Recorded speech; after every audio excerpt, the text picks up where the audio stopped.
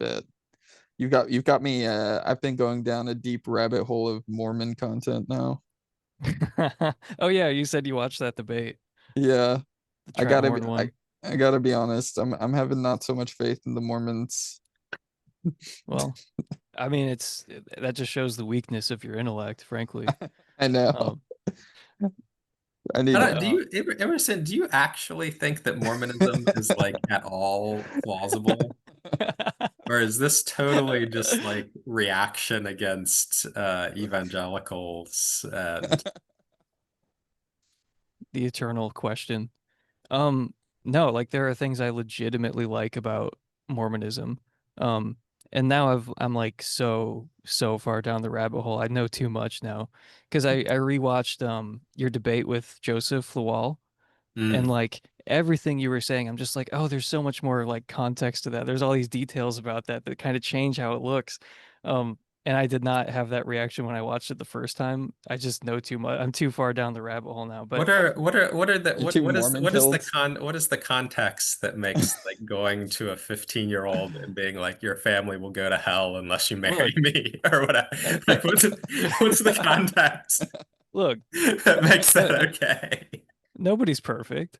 Um, no, I mean with I mean it's I'm trying to think of how it started. I guess it's less important how it started, but I mean I do genuinely like limited theism, and I feel like there's a case to be made that there was some kind like Mormonism is, I guess by coincidence, like more in line with what early Christians thought on a number of points, and they believe that there was like a restoration.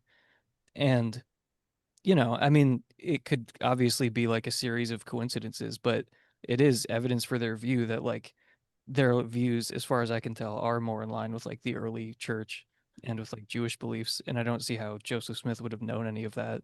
Um, there is some evidence for the Book of Mormon, and Okay. I like limited theism a lot. I'm not persuaded by the arguments against limited theism. They just seem to be like, it's just a form of Christianity that's like, it's more interesting to me on like a number of levels, but they do have some points Yeah, going in but my I mean favor I with get like there. So limited there theism. are certain like that I mean I guess the religion is not just, limited theism. It's also like there was this Bronze Age tech level civilization in the Americas descended from the ancient Israelites that left behind these plates that Not descended from the and then- Israelites. Like they just think the like Hebrews were there or whatever you want to call them, but like Wait, it don't they doesn't think? have to be like it's not that like the Indians were all descended from Jews or something. Like that's not Yeah. what the because Wait, yeah. that is d- false. I mean, isn't that's it? definitely not true, but like that's not what the Book of But Mormon but was like saying. I mean the idea that on I mean on the one hand there's kind of like an easy explanation in the myth of the man. Like Joseph Smith has this idea that there was this technologically advanced civilization of white people living in the Americas. Uh, and like that's something a lot of other people thought for reasons that were obviously not divine revelation. And like that seems pretty implausible. And sure, you can say like some things might be wrong or whatever, but like that's supposed to be the civilization that produced these plates. So it's pretty hard to not have this civilization literally exist, right? I mean, Yeah, I mean, the thing is, like, there's what Joseph Smith and early Mormons believed about the Book of Mormon, and there's what the Book of Mormon actually says. So, like, I think it's interesting that what they thought about it was very different from what the book actually says, which is at least some evidence. I think it wasn't purely produced by his mind because he, like, reads way into a bunch of stuff in the Book of Mormon that is not in there at all. Like, his own views are, like, different from what's strictly in the Book of Mormon. And a lot of yeah, but like I mean, apparently I read into a lot of the things I said in this scenario that somehow you didn't pick up. I mean, like, well, I'm just saying like there's this I don't want to say it's a caricature because it is what early Mormons believed, but there's this view of like yeah, of like American history and of like the Indians that is definitely false. But I'm saying that's not like forced on you by the Book of Mormon. That's just what early Mormons thought the Book of Mormon was saying, but it's just not in yeah, there. but Like what is the? I mean, what is the? the theory that is consistent. I mean, I know that, it's possible that this Bronze Age civilization just existed in the jungle in a little patch and we never found it. And like, that's not what anybody thought. And that's not the most natural reading of the text. But like, yeah, if you just shrink everything down to be unfalsifiable, Well, no, it's not. It's not even like there's this obvious reading of the text, but technically you can work around it. It's like it's not really even there in the text. Like all the normal trappings of like Indian stuff, it's just not in there. Like there's no moccasins, there's no teepees, there's no like canoes, like everything There that is you associate. horses. Yeah, but everything that you associate with Indians is like not in there. Like they don't appear to be like North American Indians, and based on yeah. the way they But worked that's out like the we're but talking about a the issue is piece not of about land. the issue is not about the connection between these people and like the culture of modern Native Americans. The issue is just there wasn't this like ancient Near East style technology culture existing in the Americas. Like Well, I mean, I up was of about to say it's white like a people. 500 mile, 500 mile by 200 mile piece of land where all the events take place. It's not specifically located anywhere. And I mean, Mormons today think it's like in Mesoamerica, and there's just a lot that we don't know about that region. Like it is genuinely an open question. Um, you can't, I Yeah, mean, I just don't think we I actually don't think it know is. if I don't it's think it is an open question whether the civil. I mean, again, if you just try to make everything. I mean, evangelical Christians can do the same thing if you just make everything unfalsifiable or whatever. But like, it's just astonishing if these people came over in from the ancient Near East. in subs. Yeah, well, even so, like the subs, you could think maybe that part was a legend or whatever, right? A Maybe, miracle. yeah. Well, but I mean, one question is like you could think that the report we have from this civilization misrepresents some things, but like the Yeah. civilization has to exist in order for the book to yeah, exist. yeah. But the reason I think it's It's an really open it's incredibly shocking that we have a story that like lines up with like kind of racist folklore about the mound builders I and just think that's exaggerated. has left no like we have no artifacts from these people. We have like no genetic evidence. We don't have, I mean, like I nothing. mean, And so we have to say Okay. like, well, I guess they were just in the jungle somewhere and left behind no trace. But like He, it one seems a thing lot easier to just think he made it up. one thing that I do think that like some of the Mormon apologists talk about that is interesting in some ways is the correspondence of ancient Near Eastern like geography to some of the things that they make claims about in the Book of Mormon. Like they talk about certain cities that are in certain locations like to the east of the city, and then they go and they find like something that sort of resembles that. Um, but it reminds me of that just because it reminds me of the way that a lot of evangelical apologists will talk about the Old Testament and the archaeological evidence for that, where it's like, I mean, every once in a while you're gonna hit something. I don't know, like I don't know to what extent the accurate like reports in the Book of Mormon about ancient Near East geography are luck versus like plagiarism based on like archaeology from that time. well, The it's not clear how he would have known that. I mean, plagiarized from what? Yeah, like I know that wasn't there like a book called A View of the Hebrews that was around during this time Yeah, as well? That yeah. was That, That's like another one of these a things lot though, of like the racist like oh like this perfectly lines up with racist thoughts about Native Americans. It's like it really doesn't.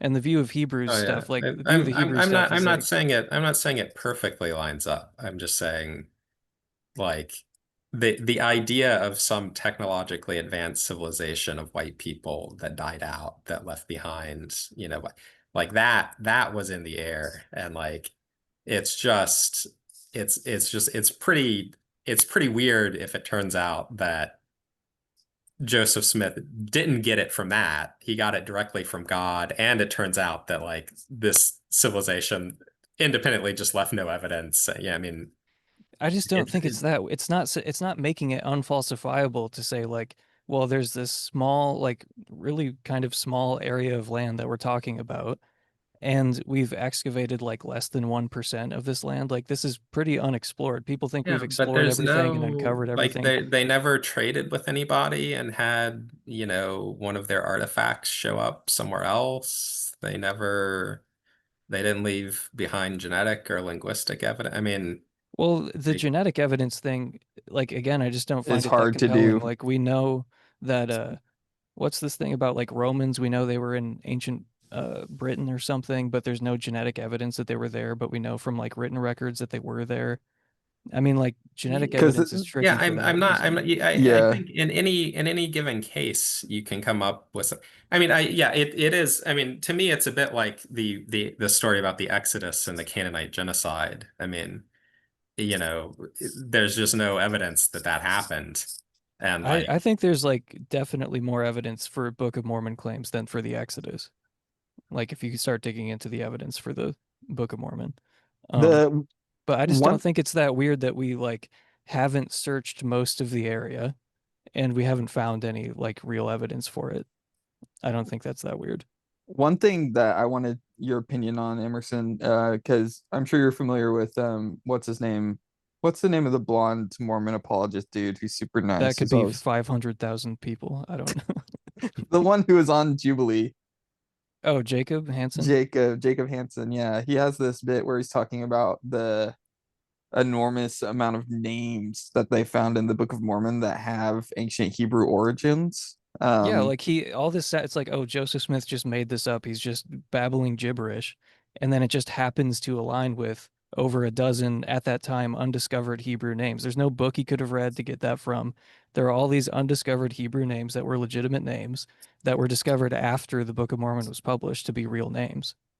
I yeah, that's interesting, and I've read some people who have like tried to respond to it by saying that the names you find are ones that are like basically just mashups of Some of biblical them are names. mashups, like So like Mosiah is like, Sariah, Mosiah, yeah, yeah, like Mosiah, Moses, and Isaiah. You can just smash those together, but some of them are weird and they don't. yeah. I mean, it just sounds like gibberish to me, at least. There's also this weird thing where there's no like Q, X, or W in the Book of Mormon, and those like letters don't appear in Hebrew or something like that. I mean, that's another weird coincidence. I don't know if you'd pick up on that by reading the Old Testament. Like all the names, it's not just the ones that are like discovered later to be legitimate, but there's no Alexander, like with an X in it. There's Yeah. no like all these names that have Q, X, or W in them. They're just not in there, which is like, another lucky guess, I guess. What do you think of the Book of Abraham? Um, yeah, that's another thing where it's like it's treated like, well, he thought he was doing this one thing. We know what it is, like boom, falsified. Um, and it's just like one of those topics that I feel like out of my depth when I'm listening to people talk about it, but I can hear Mormon apologists like try to respond to each individual point, but it's yeah, too complicated for me to really I suss out. mean, I think like if you're willing to be sufficiently charitable, any worldview, like, and you have, you know, a university full of people working to resolve contradictions, so any worldview will have uh possible answers, et cetera, et cetera, et cetera. Um, it just it seems like there are so many things where you have to add epicycles and come blah blah blah. And like on the other hand, just the theory that like Joseph Smith was like a con man, he had some ideas about religion that he wanted to spread, and he did like a kind of genuine religion, kind of con, and like use this as an opportunity to have sex with lots of women, and you know, like that just makes sense That's of a terrible so explanation. It's much. a terrible explanation that he What is wasn't a that? true believer. Well, No, first of no, all, no, he no, he no. Wait, Emerson, you're not even listening to what I said. I didn't say that he wasn't a true believer. I think that he genuinely had ideas about religion that he wanted to spread. you said he And was a con man who yeah, wanted to and he have was sex with also a lots of con women. man. Yeah, he told lies about finding the plates and whatever to spread some of his ideas. Like that's that people, I mean, Well, how people, could he? I think it's like of a piece with, people exaggerating miracle reports and, I mean, the people, there are all sorts of things like this where people are like somewhat genuine in their beliefs, but like they also hype things up or make up certain elements or whatever because they think it will make people take things more seriously. Like, uh, Okay. and just we know that he was in fact a con man because he was doing cons. And like I see, even that is not, that's not as well established. we know that like anytime we can check any attempted translation, as with the Book of Abraham, Hmm. it's just totally made up. We know that he lied all the time. I mean, he lied about, polygamy and so, I mean, we know that like, there just are a bunch of things that point towards like, this guy was really dishonest. There are a bunch of places where we sort of can check and it looks like it didn't work out. Like, it just seems like and there are so many degrees of freedom with the positive arguments. um, well, like here's a name that he got right. Like there are lots of other names that we don't have any evidence for, but like, well, maybe those are lost to history. Like, well, it's possible to come out, I mean, maybe it was in Mesoamerica, even though there's no independent evidence, blah, blah, blah. Like, it just seems like, yeah, he was a guy with like an interesting and complicated psychology, and, you know, he told he told lies to some extent. I mean, maybe he was kind of a Trumpian figure who believed some of the stuff he was saying. Yeah, I mean, like it just feels like that makes sense of the evidence a lot better than there really were, technologically advanced people in Mesoamerica somehow, like blah blah blah. Like, Well, The I'm ultimately not a Mormon, but I still think that first of all, I'm trying to understand what you're saying. You're saying he was a con man who's lying about the plates, but he's a true believer about like in his ideas, yeah, I like his think, theological Christological picture is but he's not a probably true believer in the yeah, plates. He's not a true believer in like his revelations. yeah, I think he I think he probably did think that he was having revelations. And maybe he thought, just like people, the witnesses who saw Moroni saw it with their spiritual eye or whatever. Uh, Maybe he thought that like he could sort of see plates somehow or something. I At the same I time, he did. I mean, there was some physical object that was purported to be the plates, as far as I remember, and like that's Yeah, that yeah. that couldn't have really been the plates. So like he must have been, I mean, unless he was crazy, he must have been consciously deceptive about that. that's And what we I'm know that saying. he was I'm consciously confused about deceptive.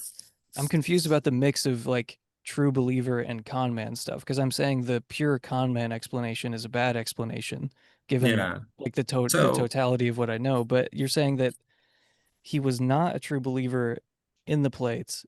He was not a true believer in certain things, but there were other things he was a true believer in. so think about, I mean, so the Like patriarch, L. Ron Hubbard. yeah, I mean, no, I think he was probably, I think L. Ron Hubbard actually It was was just a totally con just, oh man. yeah. Um, I mean, think about the miracle of the Holy Fire in Jerusalem every year. Um, so like the patriarch goes in and he comes out with fire that allegedly lights spontaneously. Um, like presumably this is a conscious fraud unless you think that God actually lights that candle every year. Um, does that mean that that every patriarch of Jerusalem for 1,000 years has been like totally just a con man who didn't believe any of it? Like, no, I guess what happens is that they're sort of willing to exaggerate what's happening for the sake of the faithful. They think it's like a pious lie, blah, blah, blah. And like you hear story, if you're around evangelical Christians, you hear miracle stories where people are, I think it's hard to know exactly what's going on in somebody's mind, but I think like to some extent, that these were real revelations. To another extent, he thought that to get people to take him seriously, he had to sort of hype it up a bit. And he was willing to lie, just like he was willing to lie about, stuff he did when he was treasure hunting, and just like he was willing to lie about polygamy, whatever. Um, and to some extent, his revelations obviously were like self-serving at times, and there's some further. Um, so like, what exactly is going on psychologically? I don't know, but I don't think it's like uh, a wildly implausible psychology to think he was partly genuine. He was also willing to lie to like advance his message. He was partly just self-serving and making rationalizations. Like, again, like how much of the stuff that Donald Trump says does he believe? Like, it's not always clear. Um, it's not even clear if there's a fact of the matter, how much of it he believes. But like, Yeah, I mean, I think the polygamy stuff mostly came later, right? It was like later in his life. yeah, yeah. I mean, it's a very, very long con, if that's the point. Oh, yeah. No, I don't think he started out thinking I'm gonna start all this so that I can have a bunch of wives. I think at some point, some part of him thought that it would be nice to have a bunch of wives, and then some other part of him started thinking like, just like maybe, if you try to see, This I mean, what's the difference between seeing something with your spiritual eye and just imagining it because you want to? Yeah. I mean, there is the testimony about the spiritualized spiritualized is, stuff. yeah, I was gonna say, like, this is like one of the many things where I'm like, there's more to the story than that. Like, it's really widespread that people think, oh, they just saw the plates with their spiritual eyes. That's not true. Like, we have testimony from one of the many, many witnesses of the plates who says, no, they were material objects. Like, I touched them. There are like I, multiple people say that they touched them. They were Oh yeah, handed the no. plates out of a window. Like, people touched them, people saw them. They were material objects. They didn't just see them with their spiritual eyes, but that still persists, though. Yeah, no, I was thinking of mostly of the angel with but no, I agree there was some physical object that was the plates. And Yeah, like, but I mean, but Emerson, nobody what could do see them. you, I mean, not being a Mormon, presumably you don't think that Joseph Smith dug these plates out of the ground, uh, and then translate, It's like, what do you think the plates were?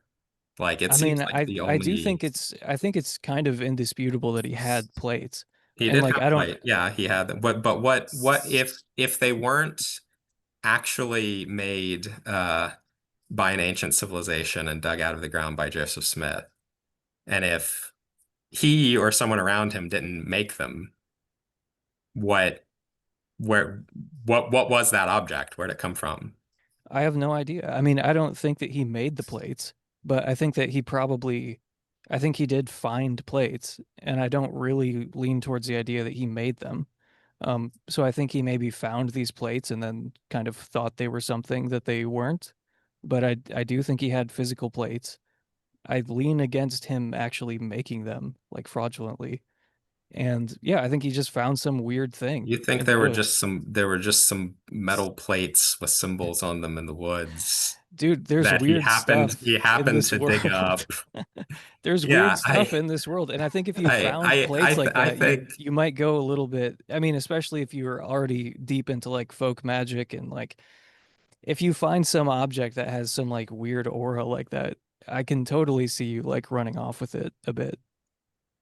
I yeah, guess the fact that he I was I guess the fact that he was a treasure hunter does kind of lean in favor of him discovering something because we already know that he was like digging around and like looking well, for but he things in the never ground. found anything, and he did engage in what presumably was Fraud. fraudulent behavior when he was a treasure hunter. I was Never gonna say, convicted. I think If the fraudulent treasure hunter comes to me and is like, I found these mysterious plates, and I have to decide between like he made the plates and it's a scam, or they were made by ancient Israelites who travel, or who knows, there were just strange plates in the woods. I would think, well, probably this guy is just being deceptive. If he weren't like willing to suffer and die for it, I mean, that's a little more confusing to me. Like he led a pretty miserable life overall. and was like clearly like persecuted like really terribly. Like his family was persecuted, he was persecuted, everyone around him was persecuted. Like he's clearly willing to like suffer and eventually die um for this lie, I guess. Um but there are just Yeah. like there are a few things where it's like, the Book of Abraham thing, like obviously he wasn't doing what he thought he was doing, but like I don't think that's a major strike against him. Like when Paul is writing these letters, is he thinking like this is divinely inspired? This is going to be in something called the Bible eventually. Like I don't think Paul knew what he was doing. Like on your view, like if these are Yeah. inspired by God, Paul clearly didn't know what he was doing. Or I mean, I assume he didn't know what he was doing. So the idea that God like speaks through imperfect people, like murderers, like Paul, and people who are like sexually promiscuous, which I guess is worse. But it's like I think that like Well, on the Christian view, Paul repented of being a murderer and then became a prophet, whereas Joseph Smith became a prophet and then started getting messages about how he needed to sleep with your daughter, like which is years and years and years a little different. later. Yeah, I mean, But I'm there just is saying, also like maybe he was a fallen prophet, maybe he started out, but well, I'm just saying, even like on the worst counting of like the Book of Abraham, it's still possible that it's divinely inspired because it would seem like yeah, par for the course. Because I mean, just because the author doesn't know what they're doing, I don't see why that's like a fatal strike against it. But I mean, obviously, like I do think Joseph Smith abused his power, which he's not the first religious leader to abuse his power, and it's specifically for sex too. Like, I yeah, mean, I think that's a pretty normal human failing. The thing is, like, the thing that kind of doesn't, it doesn't like, it doesn't bother me as much as it bothers other people because I've never been in the position that Joseph Smith was in. Like, few people have the power that he had, and it's hard to say what you would do if you're living for years and years and years with this insane amount of influence and power over other people. I think a lot of people would abuse their power, yeah. and that would But come out in different I ways. do think this starts to be a bit in tension with because he suffered for it, he must have been genuine. I mean, again, I do think that to some extent he was genuine. I also think like by the time that his life was in danger at the end or whatever, like I mean he thought he was gonna like take over the country, like he had started his own like mini nation, where he had a harem and had a bunch of influence over people, and and thought that he was gonna like That was something become else you said president. that bothered me, where you said he made himself a general and then was promptly killed or whatever, which makes him sound like a certain way. But when I read Rough Stone Rolling about like the history of I was of gonna his ask life if and you'd like read that. yeah, no, it's really good. And Yeah. a lot of Mormons don't like it because it's like too honest. But anyway, I just don't get the sense that he was like one of these despotic figures who had like like, oh, he made himself a general. It's like, I don't know. When I read like the full history of like his involvement with the militia and everything, it just paints a different picture to me. Well, I mean, I, they did like smash up the newspaper. I mean, if he wasn't despotic, he also wasn't like donor to the ACLU or something. I mean, Right. Yeah, um, I don't think he fully understood how bad that was. Cause like we have letters of him, of people trying to explain to him why that's so bad. And he was like seemingly not getting it. Like, I don't think he thought that was that big of a deal. And he clearly thought that like, I mean, at least at the but it's not. beginning, I mean, he it's not didn't an think he was going to argument. get in big trouble for it. It's not But an argument against Trump being despotic that he does things that he thinks aren't bad. Like right, what no, matters no, is I'm whether not. they are bad, not I whether know. It's like I he was gonna thinks say that that they're bad. that's a bad that's a No, bad sign of things to come. um, I guess I'm just trying to say he wasn't like knowingly being, the way that it seems to me.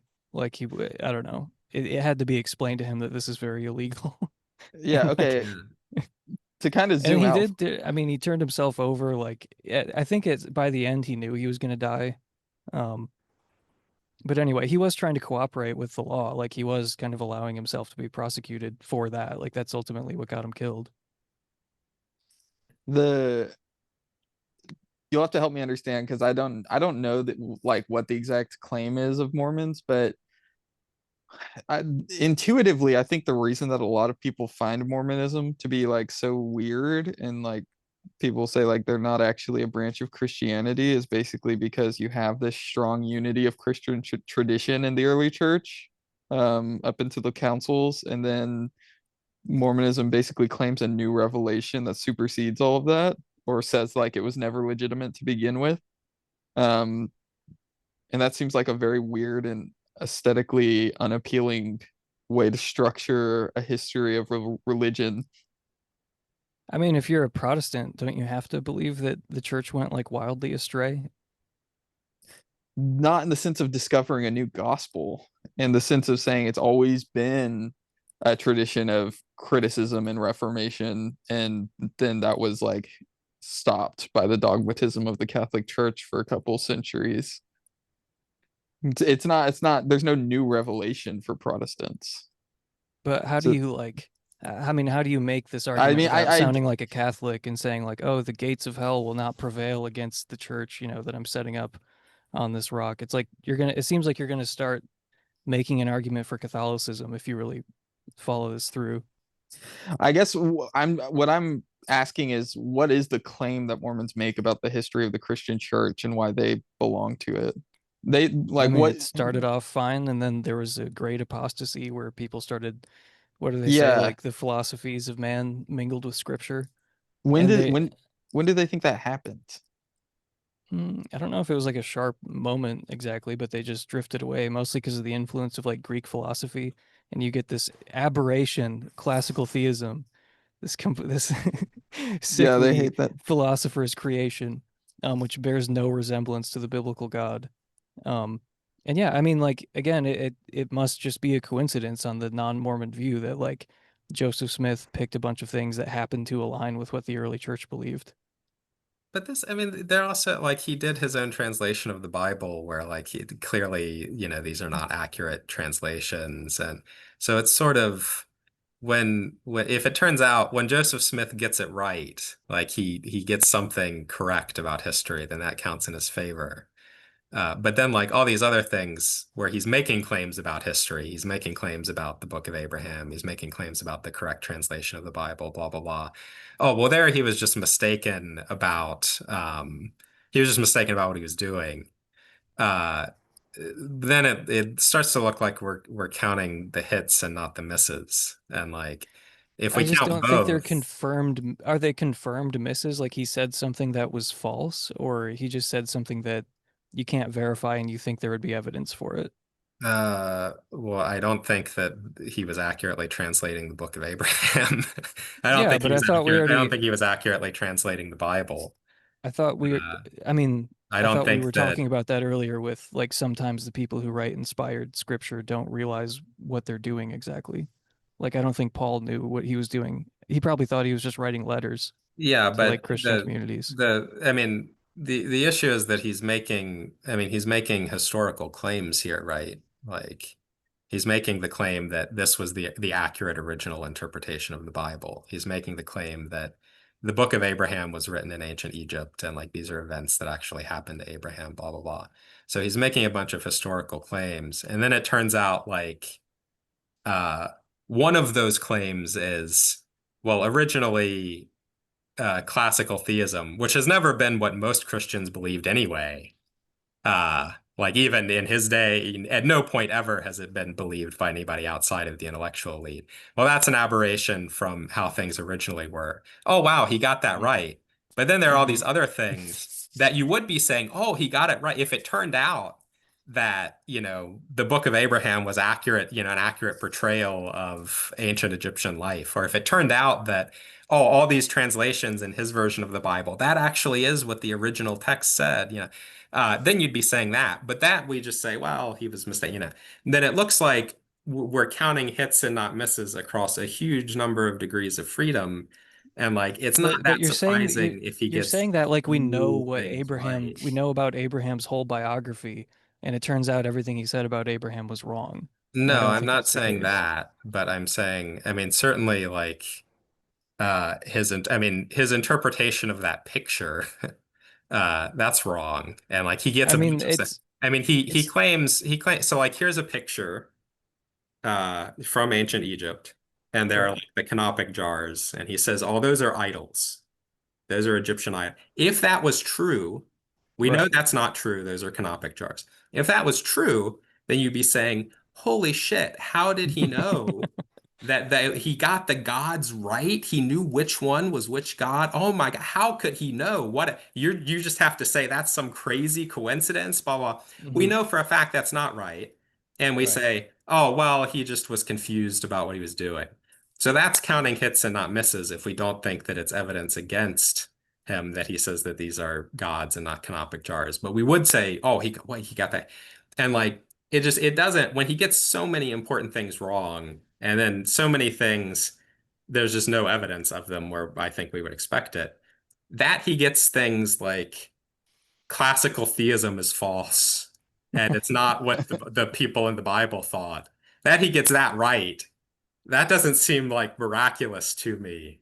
It just seems like, well, yeah, that's not what I mean, Hmm. I didn't think that was what the people in the Bible thought either. Like, you know, it's like you just have to read the Bible. Um, Hmm. it doesn't feel that impressive to me.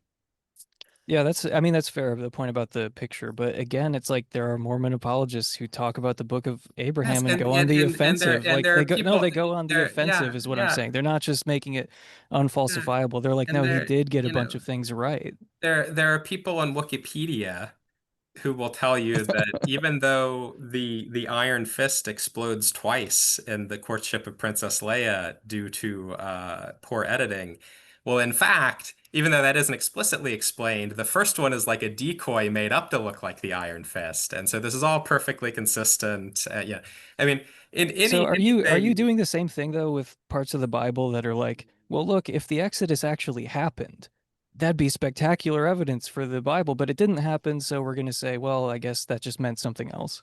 Is that counting the hits and forgetting the misses? Oh, I think I mean I don't think so because I think a lot of the stuff is just mistaken. I mean, a lot of the stuff I think, um, So you are counting it as a miss that the Exodus didn't yeah, happen? yeah. I mean, I think the people who wrote it were engaging in like sort of conscious national myth making, and like I don't know exactly what they thought about it. Did they think that this was literally true? But it's quite possible that they did. Certainly, their audience thought that. Hmm. Um, What do you and parts are just fraudulent. I mean, part of the Book of Deuteronomy is probably just a fraud made up by Josiah or whatever, right? And so that is like uh, pretty strong evidence against like certain views of the Bible that are most obviously the ones held by evangelical Christians, but also ones held by other people who are more sophisticated. what Uh, do you think what do you think about a case like a harmonization in the Gospels where it's like in Matthew, the women are going to the tomb and an angel removes the stone and it like and then in Luke and Mark they go into the tomb and there's two angels.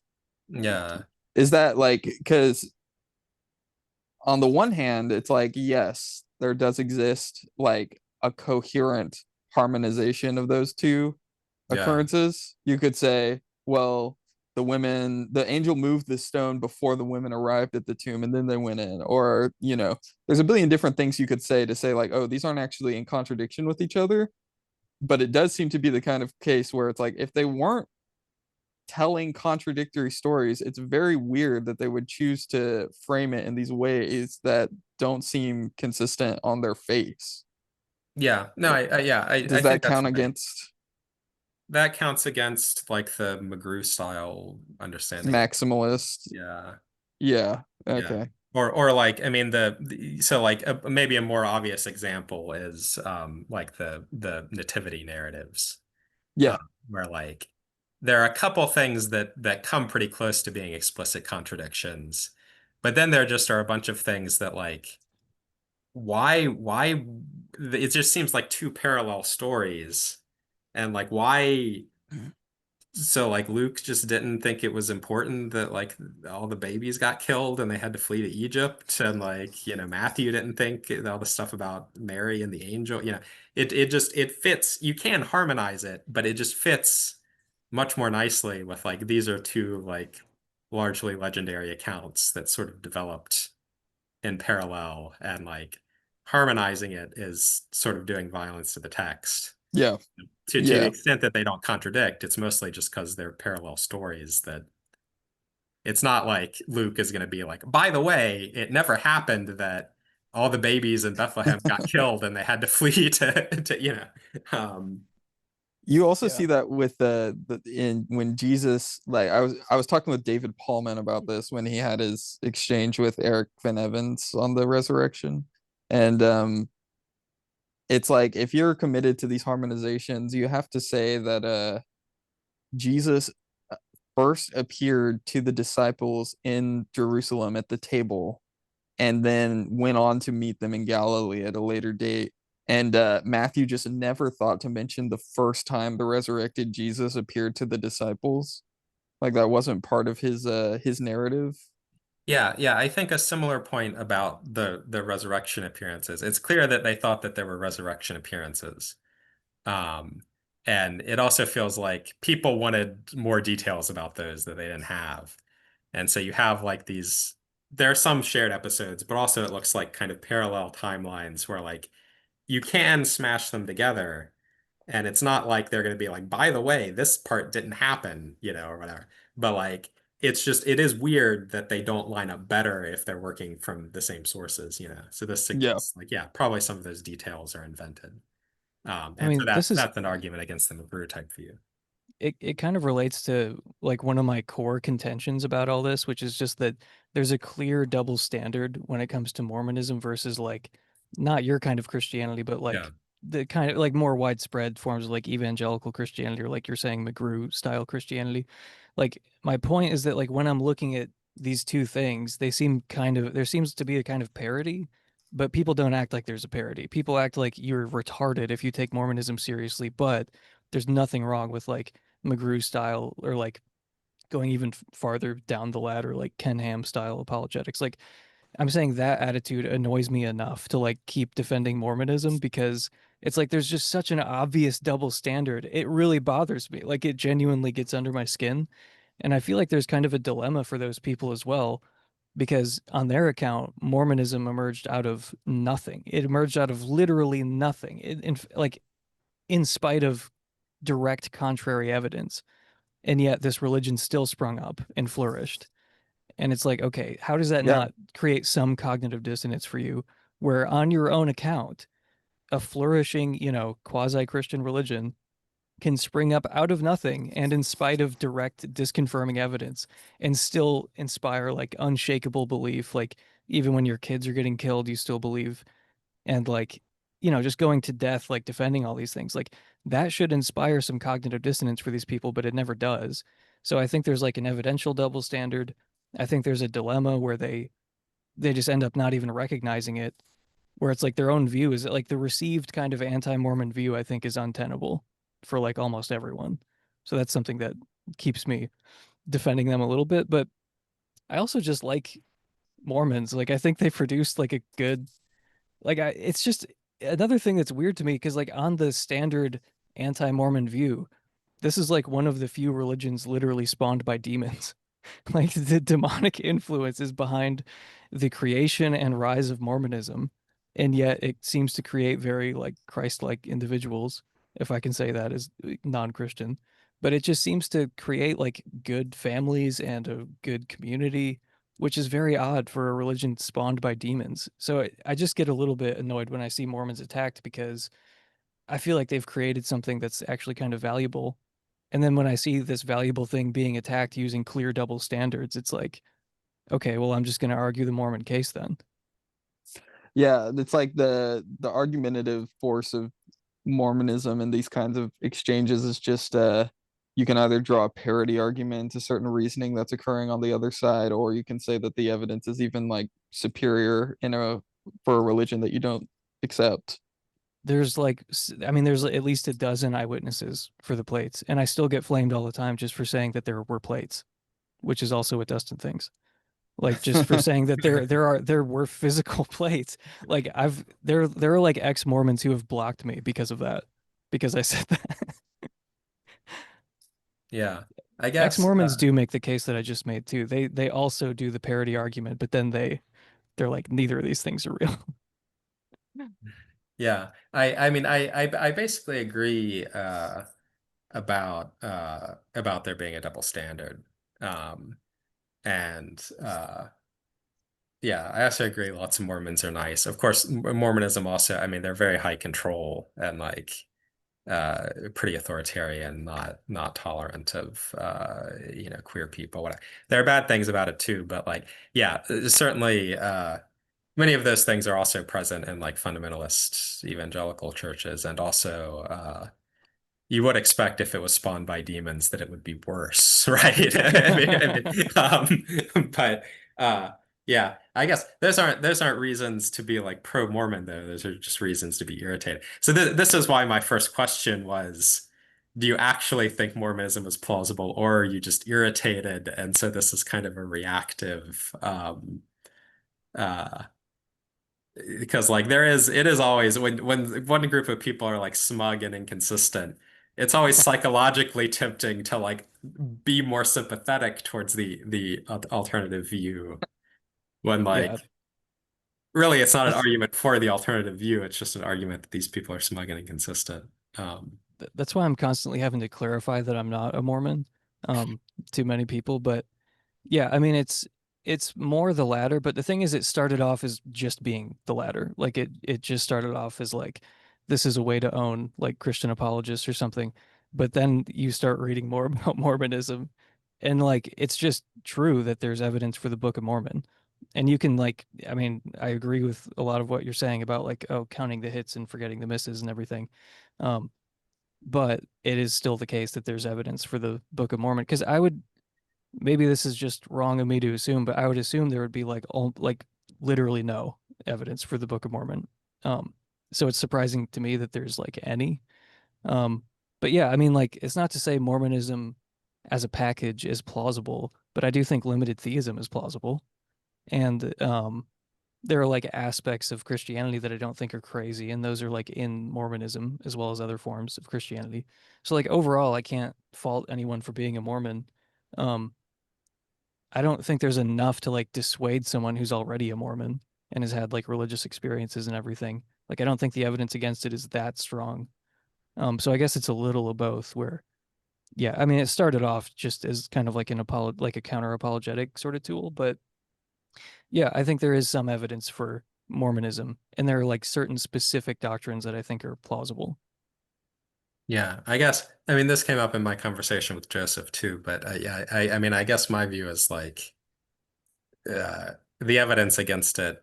I mean, against at least like some sort of orthodox interpretation of Mormonism, like basically is decisive. And then if you've had a religious experience, at some point you should think like, well, and this is true of other people who have had religious experiences too, but like lots of people have different religious experiences that they think confirms their own traditions. Like if my own tradition like uh runs up against the external facts too much, then at some point I should think maybe I've misinterpreted or this was The just an emotional facts. experience or and like I think Mormons have done that. That's why they've like edited their beliefs so much from what the original Mormons believed.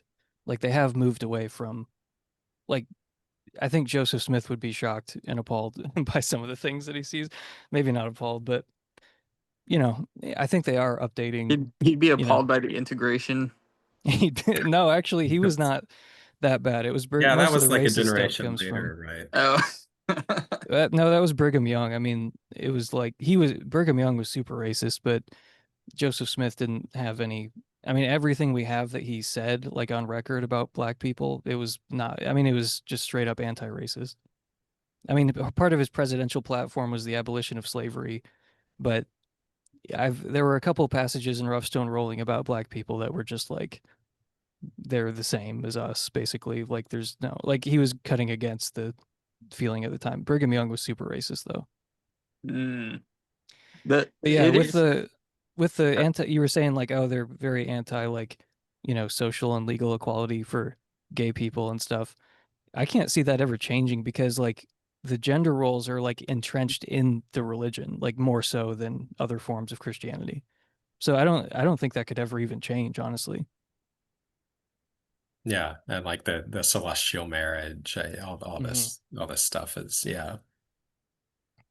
It is something that speaking of Joe, were you talking about? No, you were talking about Joseph. But one positive development in like I guess discussions online of philosophy of religion is that you thankfully don't hear many people saying there's no evidence at all for this thing anymore. Like Mhm. there's no evidence for the existence of God. There's no evidence. Seems like most people now are pretty happy to say like, okay, well, there's some evidence on both sides, and you have to do a kind of holistic assessment on of which one is true given this evidence.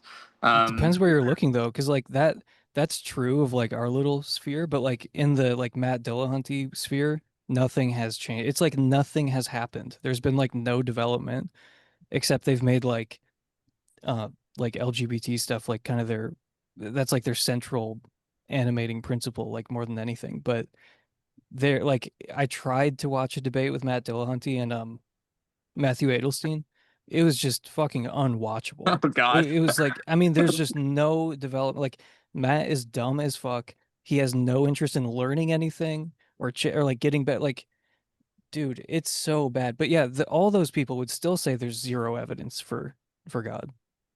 I did. I posted on Twitter, now X, the other day, about getting my copy of the psychophysical harmony paper, and like it brought out so many just total idiots who were like not even commenting anything that like by their own lights should have been just people being like, like more delusions from theists, just people who like they must not, they can't expect this to have any impact. It must just be that like they see someone they disagree with and they feel anger and they're like, I need to take out my anger.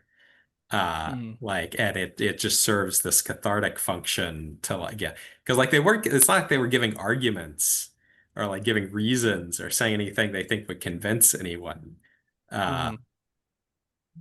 Okay, it's like how you were the other day when you were talking about how Christian evangelicals have like a an instinctive tendency to just shoot for like the best citation they can in support of their argument, yeah, like oh the great Stephen Hawking or whatever. yeah. Um, in the same way, I think like one of the strong new atheisty sorts of tendencies is to try like every argument for the other side must be like secretly delusional and bad and like a demonstration of your like oh you totally you didn't even address a priori physicalism in your paper, so the atheist always has an option to say that this isn't true if they believe that this impossible thing is true.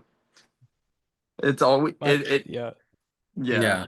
Yeah. Yeah. You find that on both sides. People who are just unwilling to give an inch on anything. They're in like such a soldier mindset, such a like I have to destroy the social cancer of theism and or atheism, depending on the like they're not even not even trying to evaluate things on the merits. They're just totally doing what like a political pundit does, or the White House press spokesperson, or It is kind of determined though by how the debate has been structured because like if so you've got two options when you have like strong evidence from theism or strong evidence from atheism. You can either take all of that evidence completely seriously and then you get a Philip Goff, you're a limited theist king, and you just accept all the evidence as equally legitimate. But if you're going to go from one side or the other and say like either full on theism is true or full on atheism is true, then for the arguments and the evidence from the other side. You have to say like, oh, there is something wrong with these arguments. Like I can't actually believe that the universe is finely tuned. So this argument just must be like unsuccessful in some way. Yeah. I mean, Yeah. I feel like I'm single-handedly proving that the middle ground is untenable because I'm like, I've been value selection pilled since the psychophysical harmony paper. And there were a couple other like ancillary considerations that pushed me that way a little bit. But then after psychophysical harmony, like someone messages me like once every month basically with like some other thing that would be impossible to explain on the hypothesis of indifference that I like haven't thought of. And it's just like, okay, well, I accept the value selection hypothesis, but I lean towards like some kind of impersonal form of that because of the problem of evil mostly. Um, or some kind of like limited theism on the other hand. But it's like it's so hard to flesh that out into anything that's like satisfying or makes any sense. It's just so easy to invoke an agent because like an agent can respond to reasons. It's just like so simple just to be like, well, you know how you're an agent who responds to reasons for things? That is the explanation here. And like if you get rid of the agent, but then still try to have some kind of value selection effect, it just gets super weird. Which I mean, I know every option is weird in some sense, but yeah, at a certain point, I feel like there's some kind of collapse coming where it's like I'm either gonna make this like impersonal value selection thing work and be satisfying, or there's just gonna be a hard collapse like to the hypothesis of indifference, naturalism, atheism side, or like a hard collapse to like limited theism or something. The I do think, yeah, like Joe Schmidt also thinks that there's like specific collapse arguments that you can give. Um, Well, I I just guess mean I would start doing the thing you're describing where it's like, okay, this is the side I'm on. The arguments for it just must go wrong somewhere, and now I need to figure out where they go wrong. I mean, they either go wrong, or if they go right, then you have to adopt like the best you could hope for is like a limited being theism or like Thomas Nagel teleological laws. Like you have to start sketching some middle picture like Goff has, because that's Yeah. the only way you can just accept those arguments. And for like decades and decades, the debate has pretty much just been purely premised on I have to, if I accept like the atheist package of arguments, then I have to say that the theist arguments go wrong somewhere. Yeah. And so Yeah. it's just I guess there is some difference, like it's one thing to say that in the end the argument goes wrong. It's another thing to say like it's stupid and delusional and you know. I mean, I think what's like silly is not thinking, okay, well I this is argument the doesn't correct here is the succeed. correct view, so the arguments against it have to fail. Uh it's I not that, but it's thinking, every argument to the contrary is just some delusional person trying to either, justify having premarital sex or cope with their fear of death or, whatever, depending on, what the assumed motive is for the other side. Um, You're like that, making these that not arguments not because giving it an you inch, not in the sense of thinking all the arguments ultimately fail, but thinking like there's just nothing to be said for the other side, and you can't Mhm. even grant that there's any reason anybody would find it plausible. You're making these arguments because you want to sleep with your girlfriend, right? All the blood drained from the young man's face.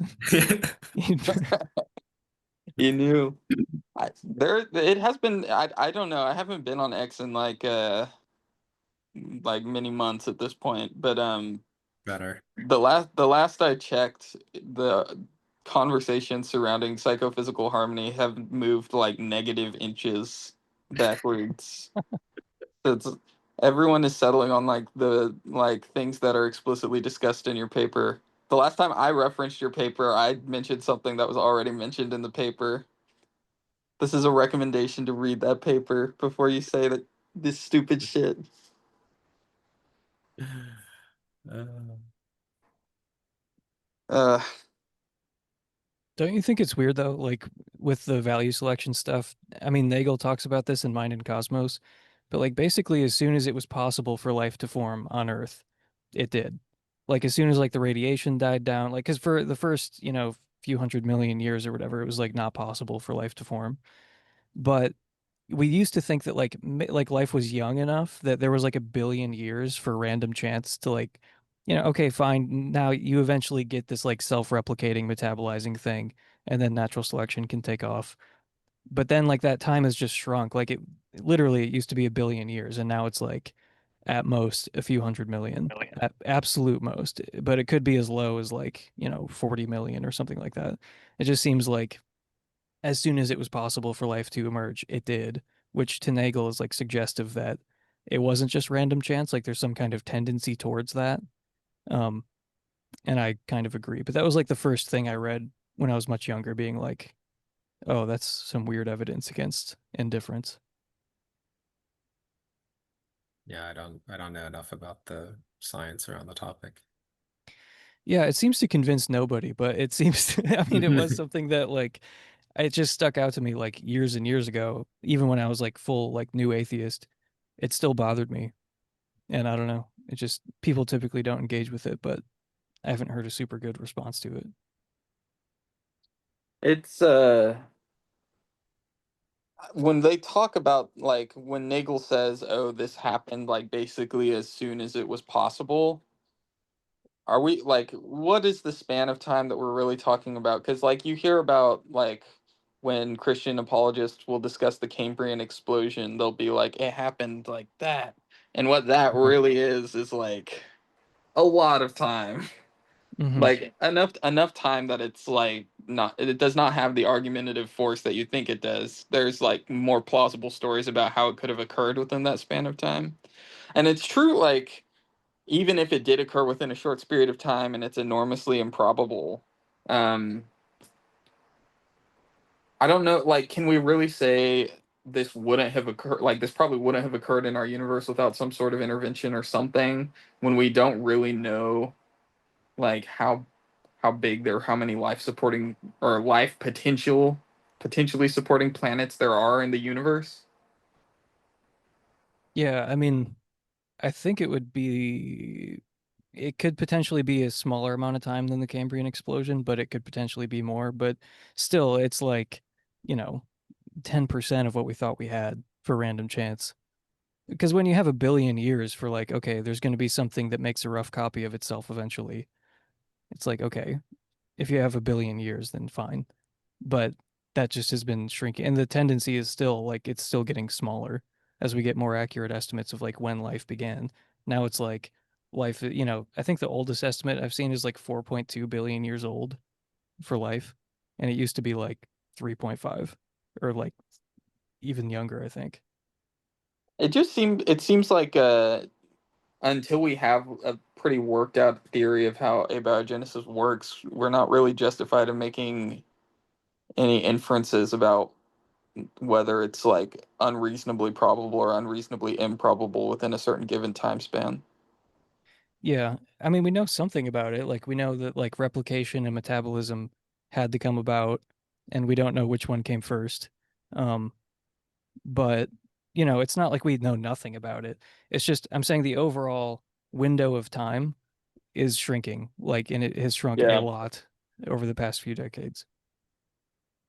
Yeah, I guess it's not like something like fine tuning, right? Where we have a mathematical model of what the physical laws are, and then we can actually run specific calculations to determine like, oh, you know, what is the probability, like assuming indifference that this universe is selected. Oh, like life supporting universes are super improbable given this model of the laws of physics. With the case of abiogenesis, it's like we don't even really know what the model is, so Right. any of our judgments about probability are going to be based on some pretty like significant speculation about things we don't know. We don't know like what conditions life emerged in. We don't know like until we know the mechanism, we don't know whether those conditions were more favorable or less favorable. So it seems like I don't know. I've always thought it's like there's a reasonable case for agnosticism regarding the probability of the emergence of life within like a certain step. Like it's obviously not super probable, or we would have seen it happen again. Probably. Yeah. Yeah, I mean, like, regardless of what turns out to be true about it, I mean, every naturalistic explanation relies a lot on just random chance in order to get things going in the first place. But it's like, okay, life is this very valuable thing. It came about like really quickly on Earth, and it seems like it just shouldn't exist. Like it seems like, I don't know, like based on what we know so far, it just seems super improbable that it would exist at all. But you're right that it's like an area of ignorance. Um, Well, and it's it's it's like, not like we're so ignorant though that we like like I said, everyone thinks that like random chance had to do a lot of heavy lifting, and the less time you have, the more worrisome that theory becomes. yeah.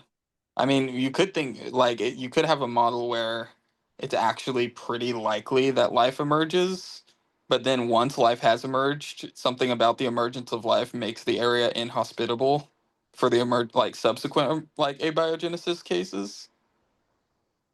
And there like actually Was have been was some theories. was there like a window of time when it was life was like unusually likely to emerge because conditions were right, or Not that I know of. Unusually likely to emerge.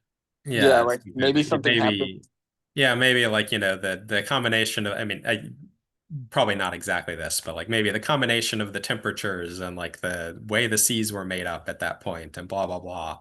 Maybe there was like a period during which conditions were more suitable, and then like that period ended. And so if it was going to happen at some point, it probably would have happened then. Um, like I don't know, but Yeah, seemed it seems like crazy. something like that would just be reasonable to infer that that was the case, given that we know that there's been no other cases of life. Or I mean, I don't know. Maybe there have been other cases. We just haven't observed them because it's really hard for it to continue emerging. Hmm. I still find it weird though that like so the Earth formed, and then like a short time later, life emerges. And I mean, that just seems kind of odd to me. Like, given the kind of thing that life is, and given that it doesn't Okay, exist anywhere else. here's the thing that's always rubbed me the wrong way about like teleological laws or like psychophysical laws is that you have to assume that there's these laws in place that govern like the activity of our universe that have no relevance or impact on anything outside of this extremely local region where specific kinds of complex matter emerge. And it just seems really weird that there'd be these like you like these laws that are universal yet only kick in for this one specific case. We don't know of any other laws that are like that. All other laws just govern everything pretty indifferently.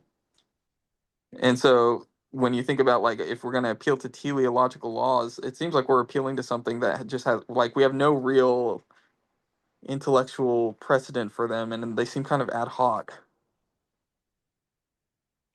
It seems ad hoc to say there's like a tendency towards, like a tendency within the universe that it, like, if it can create life, it will. Like, things are going to go in that direction. They're not just going to, like, fluctuate randomly. Well, I mean it seems kind of weird that there would be laws that have basically like an if then clause in them where it's like if the matter is arranged in this specific kind of way, then all of a sudden the laws of physics are overridden. Why would that be the case? Like I'm just trying to figure out what do you think that these laws are supposed to look like? These teleological laws, are they things that only kick in at a certain point, or are they at what point do they diverge from just like an ordinary physical theory? I Like don't know. it I has to be on mean, Earth when the magic happens in my brain or whatever. no, not like on Earth. Like, I mean, the idea would be that, you know, there's this like bias in favor of creating life like everywhere, but it just can't because there are indifferent laws as well that end up getting in the way. But it's like when the conditions are right, this will happen. Yeah, I guess that's what I'm saying is what does the when the conditions are right look like? Well, I mean, the reason life didn't form earlier on Earth is because it was like irradiated. It couldn't form. Yeah. So according to the noted researcher ChatGPT 5 with Thinking Turned On. It suggests that the reason it didn't happen again is sort of a combination of the two things that I and Shane said, that earlier conditions were more suitable for the formation of life for reasons that I can't explain very well given its brief. And then also just once life emerges, it spreads throughout ecological niches and begins, using up all the resources and whatever that are there. And so it would become difficult for new life to emerge and actually take hold. So Well, yeah, I mean, it would get eaten. I mean, we don't know that it yeah, didn't emerge like a yeah. So it billion may have, times. yeah. It's So just it would get yeah, eaten. It would get eaten immediately. yeah. So if it has emerged independently, it probably just those lineages died out. Um, so that's so. I mean, why isn't an adequate solution maybe just, well, it turns out that life, it's not that hard for it to form once the conditions are right. Maybe it's not incredibly easy, but it's not that weird if it happens in the first 50 million years of attempts or something. And then once it does, uh, combination of Darwinian spread into ecosystems and conditions changing over time mean that it's not going to keep forming. Yeah, the And so, moment's gone. yeah. I mean, I don't see why it wouldn't keep forming. Like, I just Or don't. if it I don't. does, then it just, those lineages fail to establish usually and they die out. And Yeah. No, I uh, mean, I would just want to see the theory, like the totally naturalistic theory of why there appears to be a tendency towards life emerging, even though there's not. Like, this could just be like a natural selection thing where it's like, okay, everyone sees all this complex life, and like, how the fuck does this get here? And then natural selection can explain that. But there's not something like that right now for abiogenesis. So there could be in the future, but there appears to be like a bias towards creating life. There's Um, su- there's which is such a weird on indifference.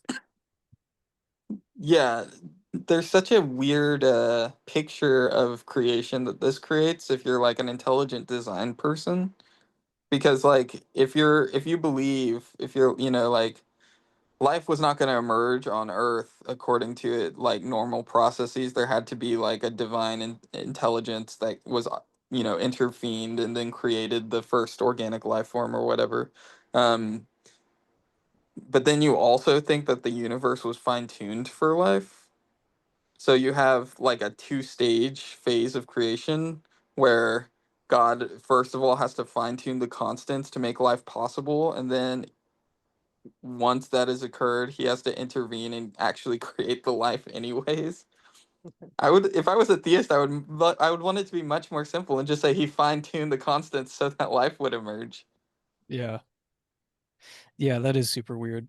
Yeah, I don't get there are so many holes. Like I used to be like the most confident atheist like in the world because I thought there was like one form of theism basically, and it was like, evangelical young earth creationism, like biblical inerrantism, kind of like all the things that I just grew up like hearing.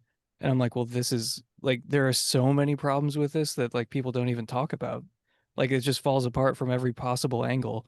I'm like, yeah, so God doesn't exist. But then you meet people like Dustin, and it's like, okay, well, this There liberal must be Christian just, something wrong. yeah, well, at first I'm just like, well, he just doesn't take the Bible seriously or whatever. Like, he doesn't really believe it. Because that's, again, it's just like what you're told. Like, if there's anyone who doesn't like, anyway, it's just, it takes a If while to anyone, like get out from under that. And then, you start realizing it's possible that God exists. I thankfully never really had the like hyper new atheist phase because I came into the conversation as a William Lane Craig head. I thought I all the don't feel like atheists. that's that much better at the end of the day. Like, No, it's a I was step, gonna I it's was an gonna say upgrade, but I was the opposite. I thought that all the atheist arguments were like, oh, this is obviously stupid. I was misled about the best evidence for atheism, though, like consistently by Christian apologists and also by atheist apologists. Because like the atheist experience crowd just like doesn't understand arguments from evil at all. I did listen to them a few times. I was in Austin actually when this is a shameful period of my history, but I attended like speech by Dave Rubin, who was like making the rounds, and I was just like, I had heard a few of his podcasts, and I was like, oh, this guy, he seems like he's just bringing on some people to talk about, like, enlightened centrism. And I wanted to see what he said, so I went to this place, and Aaron Raw was there, and that was like the first time I was like, okay, this crowd is becoming pretty identifiable, and I think I know where this is gonna go.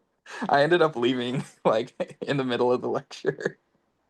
We all know the best argument for atheism is that the theist has the burden of proof, and the only way to meet the burden of proof is with a randomized controlled trial, and nobody has done a randomized controlled trial showing that God exists.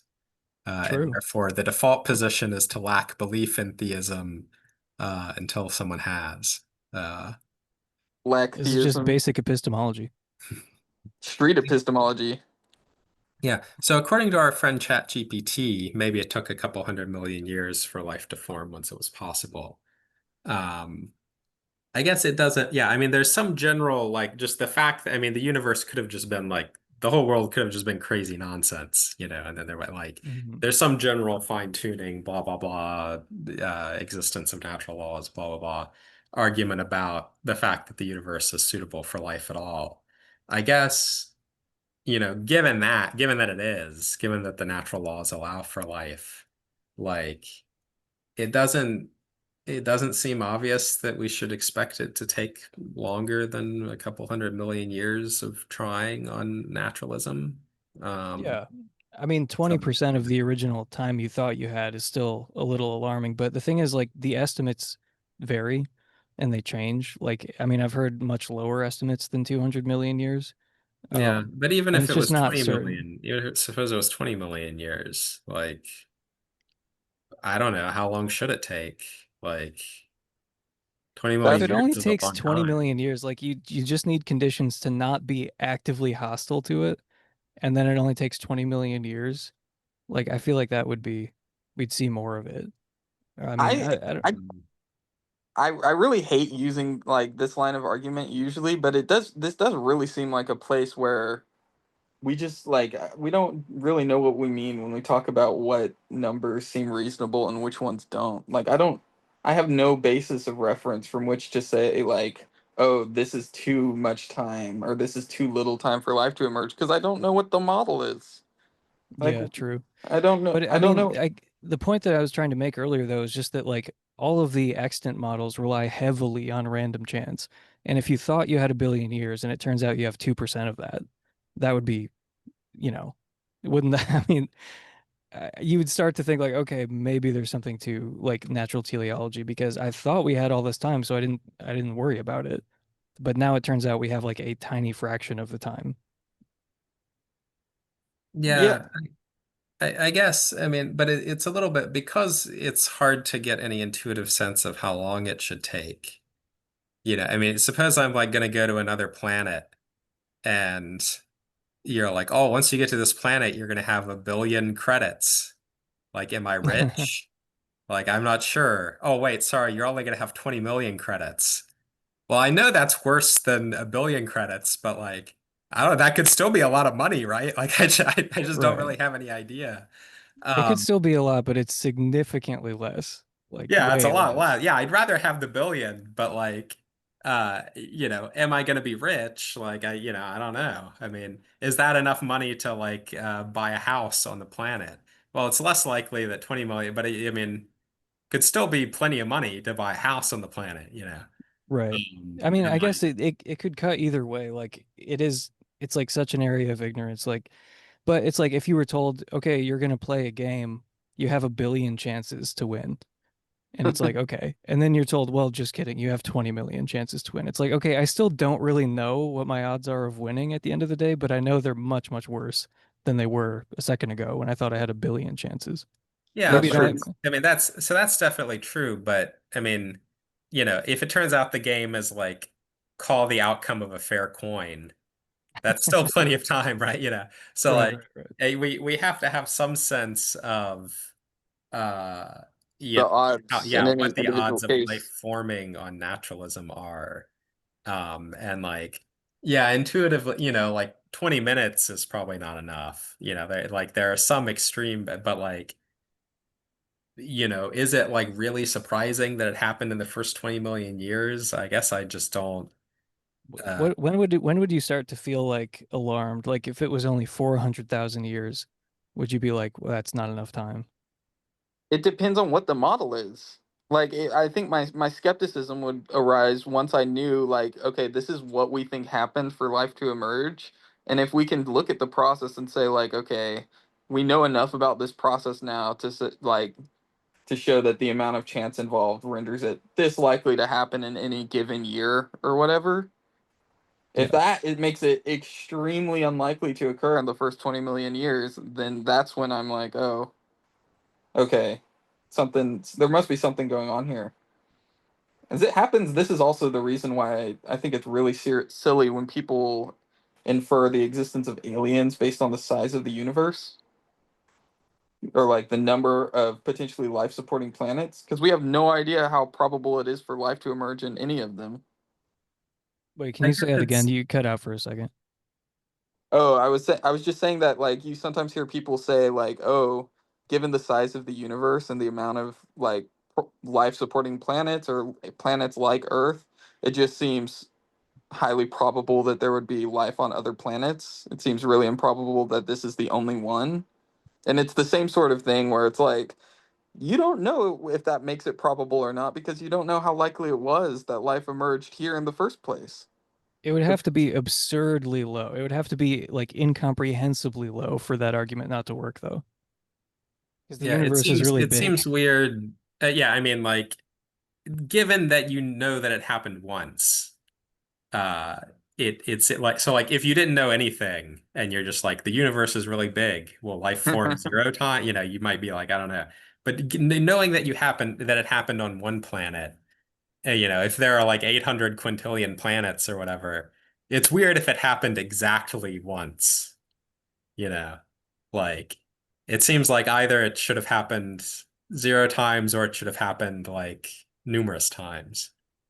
Because it has for it to be likely that it would happen exactly once, it has to fall in like such a narrow range of probability.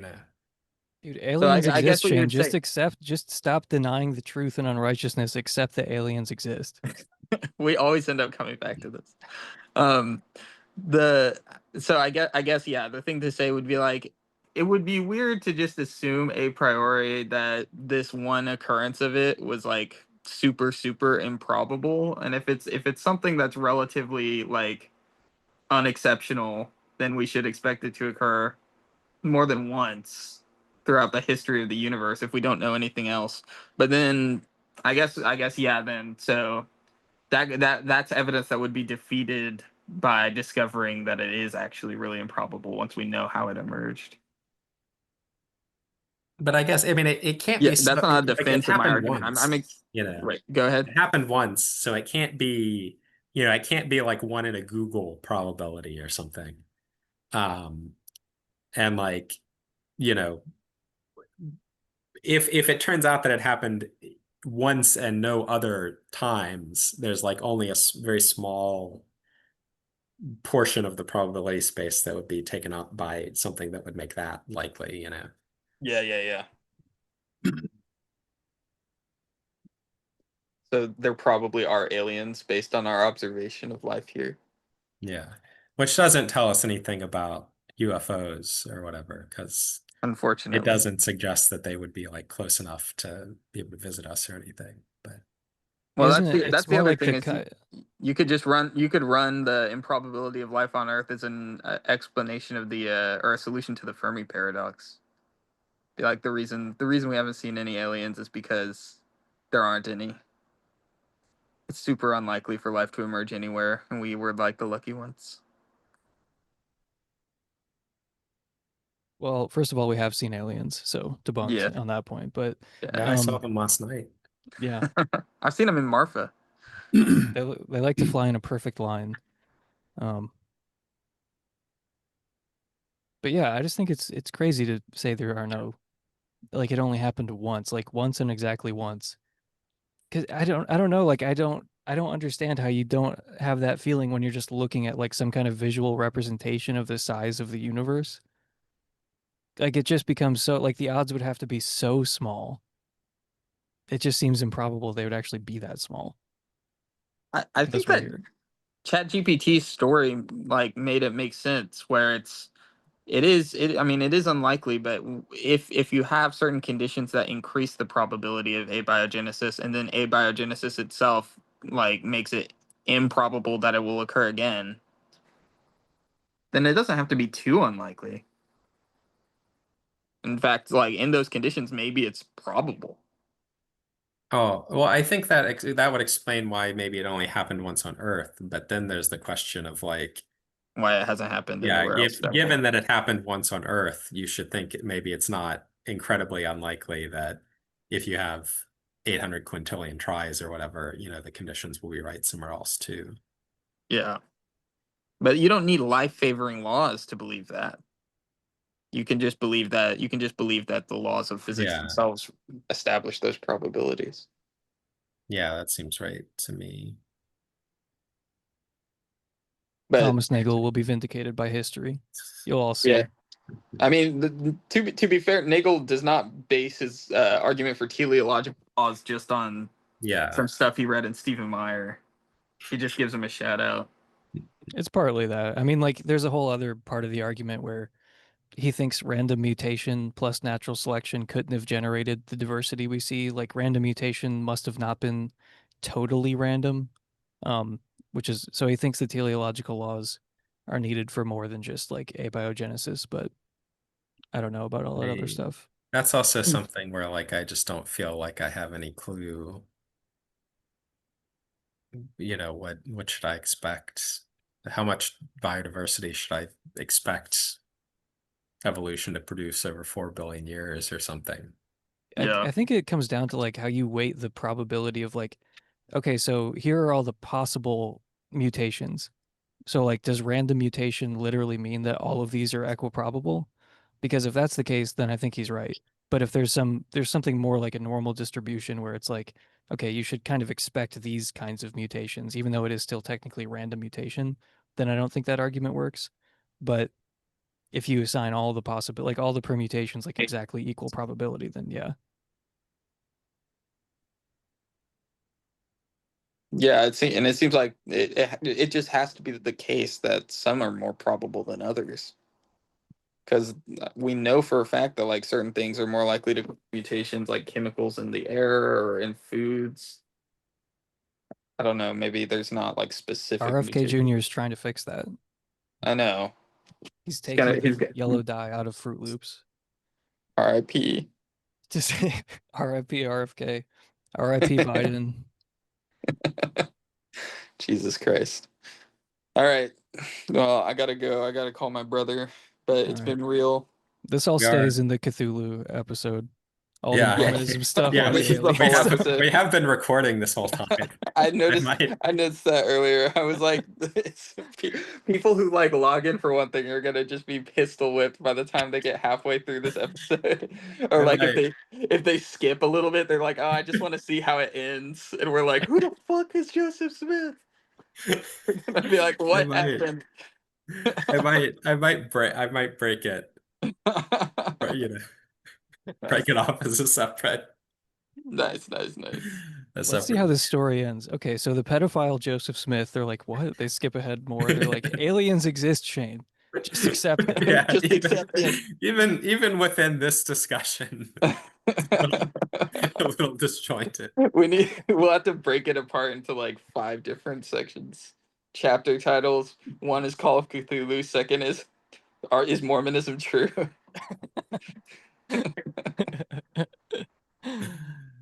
All right. All right. Have a good one, y'all. Yeah. Sweet. Bye. Bye. All right. I'll talk to you later. See. Bye.